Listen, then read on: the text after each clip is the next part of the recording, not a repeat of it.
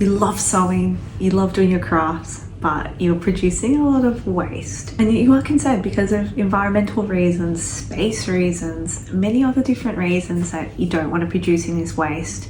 I'm going to share my tips and tricks to reduce sewing textile waste.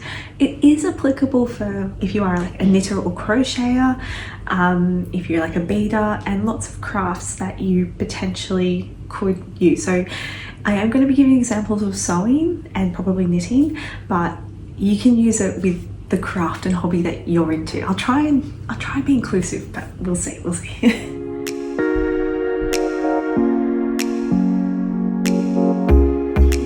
If you're new around here, I'm Yvette. I'm an all-round crafty person. I love to sew, I love to knit, I like to do DIY and bead and all the crafty things you can ever imagine. I have tried. I like talking about all that sort of stuff. So if you like that stuff, join me here. And yeah, anyway, let's get on with the video. One of the reasons why I got into sewing was that I have been stepping away from fast fashion like over the years. For a very long time, I didn't like the ethics behind fast fashion, didn't like the quality. I felt like I was always compromising either in my values or standards. So it was both, and I was leaning more and more towards making my own clothes. But with that then came lots and lots of scraps, and I was just like, what do I do? Because isn't that just as bad? Like what, you know? And yes and no. Like there's many different things you can use scraps for, and I will go into that. But a lot of the things are to be a bit more mindful when buying supplies. So my first tip is to shop secondhand. I'm talking op shops and thrift shops, depending where you are in the world. I have bought so much from op shops. It is wonderful. Like that's my go-to place if I'm looking for something. I have bought heaps of buttons. I only buy secondhand buttons. They're really good. They're really expensive firsthand, and I get really good stuff from there. So I just buy secondhand buttons, zips. I have heaps of secondhand zips. I have bought overlocking thread that was like brand new in a packet, patterns, craft books and quilting books for inspiration. I have bought, I have this right here, these interesting craft kits. If you are in Australia, you know Kmart, people just like donate their unused craft kits that they always intended on making but haven't. And I picked these up for $2. So not only am I like getting stuff from the op shops that are like secondhand and better for the environment, I'm also getting like pretty good new stuff and saving a bit of money that I would have bought anyway. Is the key. It's probably the key to the whole video. I have 3 op shops near me, and they have really good, like I said, craft supplies, but they have like yarn, they have beads, they have jewelry where I can repurpose and make a necklace that I like rather than what they have, tablecloths and bed sheets. Now, bed sheets are the best thing to buy if you're making something because they always have a little tag on it. It's always like a set big amount of fabric as well. But the tag tells you what it's made out of, because sometimes you have like little bundles of fabric remnants and you just don't know what they are. You can kind of guess, but you kind of maybe not, maybe can't. But bed linens always say like 100% cotton, 100% linen, cotton polyester blend. It has always like little tags on it, and that's fantastic because I know what I'm buying and can use it for different projects. I made a dress out of a bed sheet and it's beautiful, so I'm very happy with that. Another thing is, I know some people will take issue with this, but quilts and like bed comforters, and it can be handmade, it could be like mass produced, all those gorgeous like Australian woolen blankets that are around. There are so many available, and I know I see in North America there's heaps of beautiful handmade quilts.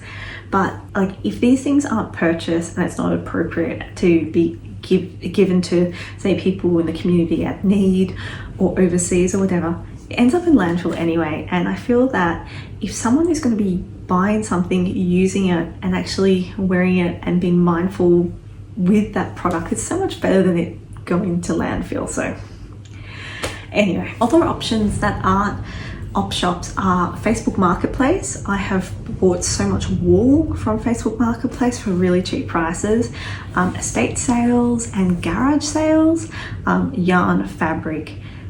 I got air dried clay from a local one. I'm just trying to think, but there's so much stuff. It's things that you're wanting to like try out and whatever else. You've saved like a little bit of money and it's not going to landfill or the bin or anything like that. So I think it's a win-win.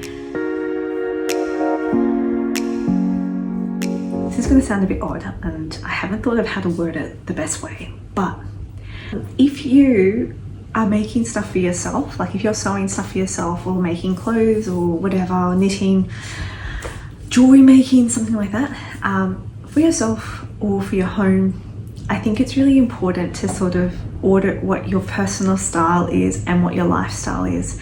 And the reason for that is if you are drawn to making, say, like ball gowns, like you love ball gowns, they're beautiful, and I'm not saying don't make a ball gown, but you have a lot of ball gowns that you've made and you don't have the space, you've used up a lot of fabric and you're never going to wear them, then perhaps reassessing what your personal style and lifestyle is. Do you ever go to balls? No. Do you want to go to balls? Either make that happen or kind of see what you do on a day-to-day basis. No, actually you go to a trapeze class and dodgeball, so you need more active wear. For me, my example, I know those are very extreme. I have always, especially when I was younger, was drawn to clothes that were kind of a bit hippie-ish and earthy and everything else, and it gave this element of carefree, je ne sais quoi. However, that's not how I dress, and anytime I did dress like that, I felt like I was wearing a costume and just didn't feel like my authentic self. Now, when I started sort of diving into my own personal style, and I am a bit of a fashion lover, I sort of discovered what my 3 style keywords are. I do suggest going through that exercise. I'll put a resource in the link, and documenting my outfits to see what I'm going towards, what I love, and what I'm repeating on days I'm not documenting. For me on TikTok, I have been doing a series this year called 100 Days of Mum Outfits, and I've got like 10 more days to go, which is amazing. But it's catalogued what I like, what I feel good in, what I've worn and not felt comfortable in too, and why. It's done all of these different things, and then it's helped with those style keywords that I've mentioned previously, where mine are practical, classic and quirky. There's an element of quirk or off-puttingness about each of my outfits, but it feels very authentically me. But then in saying that, I'm wearing a linen top and jeans, and I'm wearing slippers currently. Oh, there's a star on it. Anyway, it's just like, yeah, I was very all of those things. And then assessing my lifestyle, I live in a hot, humid climate.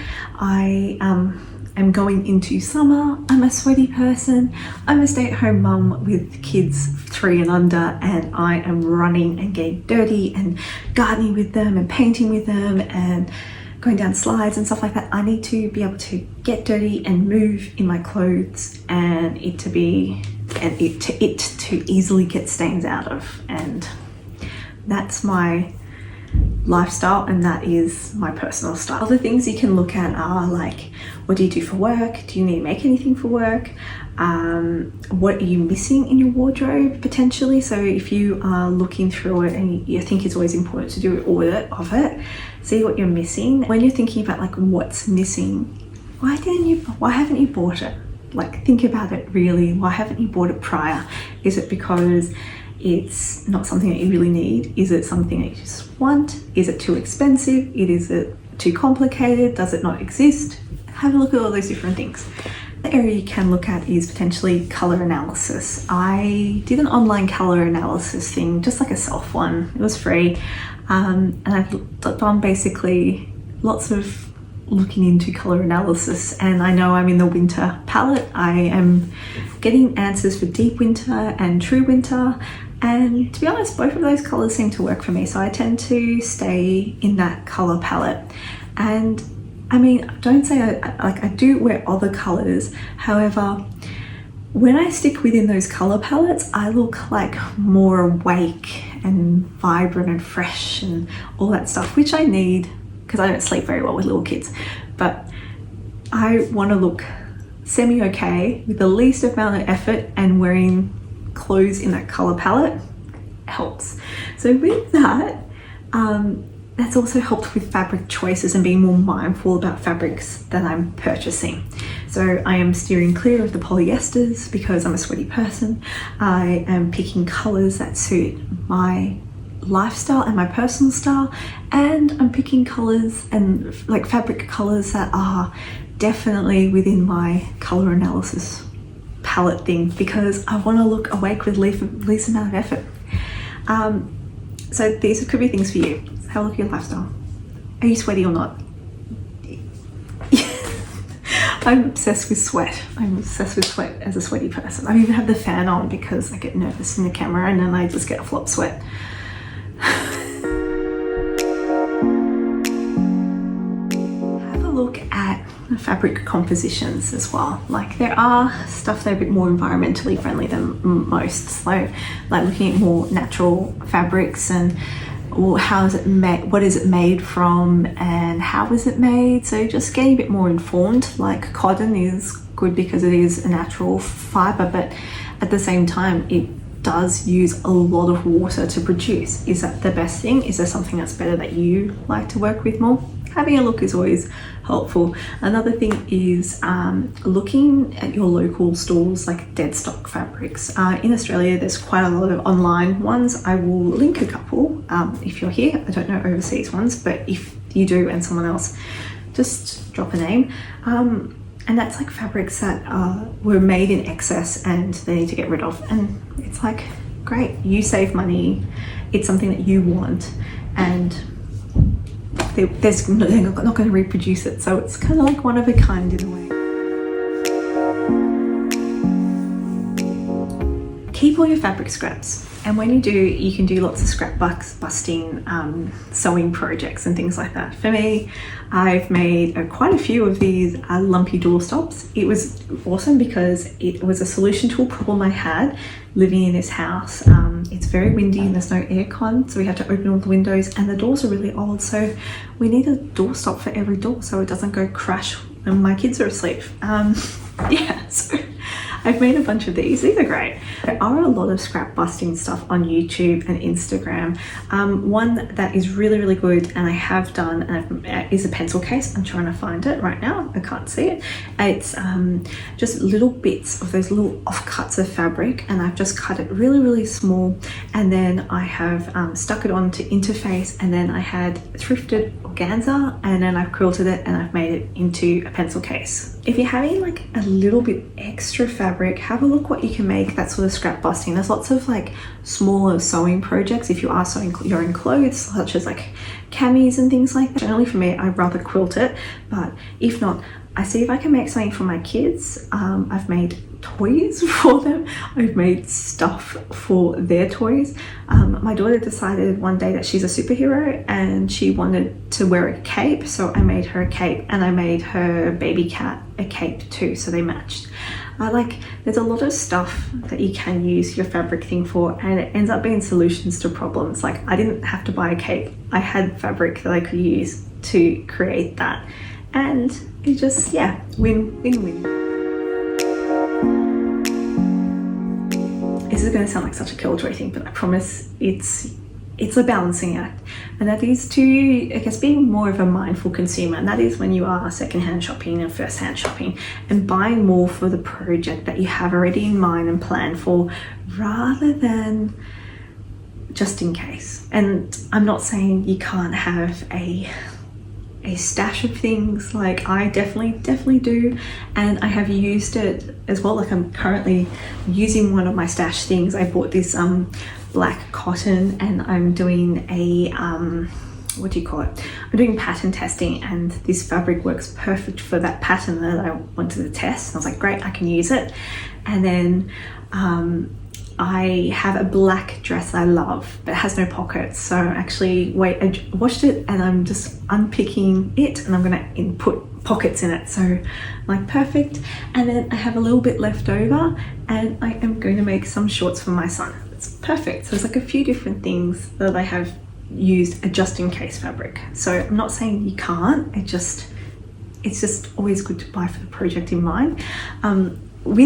In that vein, if you are buying, say, like a fabric quite often, like for me, I like white linen. White linen's my go-to fabric. I will wear white linen all the time if I can.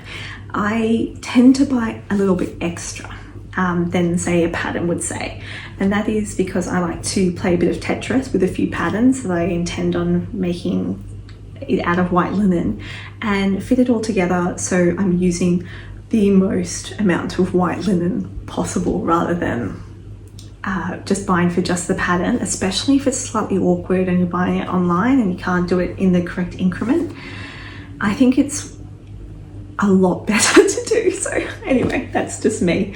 But yeah, so if you are a person like me who was just using lots and lots of one type of fabric, that's a really good idea.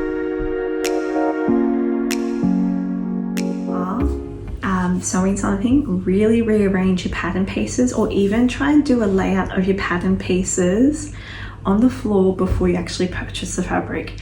The reason for that is generally they overestimate in patterns how much fabric you need. So you can play a bit of fabric chicken and generally go a little bit lower than what they're saying, just so you produce a lot less waste. And if you have, say, a similar fabric in your stash, which everyone has a little stash, a little one, you can put the pieces on there just to see if it fits in a whatever size fabric, and then if it does, then you can go and purchase your fabric in that size if it is, you know, or like I said, just do it on the floor and then just measure the area that you are using with the pattern pieces, just roughly, and then it will just help when it comes to purchasing your fabric. Last but definitely not least is if you have sewed something and it doesn't fit well, or if there's something off about it, reuse that fabric. Reuse that fabric for something else. Just do it until you like something. And that's something that I do all the time. I would make something that I think is going to suit me and it just hasn't worked. Like there lately has been 2 dresses I'm thinking of and they just don't work for my body. And I thought they would, like I really thought they would, because I've, you know, had something in the past. But anyway, I've reused it. So I have a little bit of like fabric waste now, but I have, instead of having a whole big garment that is I'm never gonna wear, I have a different garment that I will wear, and I have been wearing because I have made it into something that's more right for me. And I think that's a really important thing. And yeah, you may have to play a bit of Tetris, or you might have to cut a piece that says generally to cut on the fold. You might have to cut it in half and things like that and rearrange it. You can do that. It doesn't matter. It doesn't matter. No one's going to see that seam and go, you're a tight ass, and you like, no one's going to care. No one's going to go, yeah, and if they do, you don't want those people in your life. That's my life advice. So then my tips. I hope that is helpful for someone, and like I said, you can apply it to other things, not just sewing, such as knitting and whatever, and beading. I love beading. Anyway, if you like this video and you'd like to see more, please like and subscribe. I'm posting about once a week, maybe a little bit more, maybe a little bit less, generally once a week, but I am going on holiday, just to let you know. But anyway, that's the video. Thank you so much for watching, and if you have any good like mindful ways to reduce fabric waste, I think, why am I saying it like that, then can you put it in the comments? I think it's a really good resource for everyone to share and everything else. And anything else that I find, I will just like put it as a comment and like pin it, and yeah, that would be great. Anyway, see you in the next one. Bye. I'll do my awkward dance as I'm waving it out.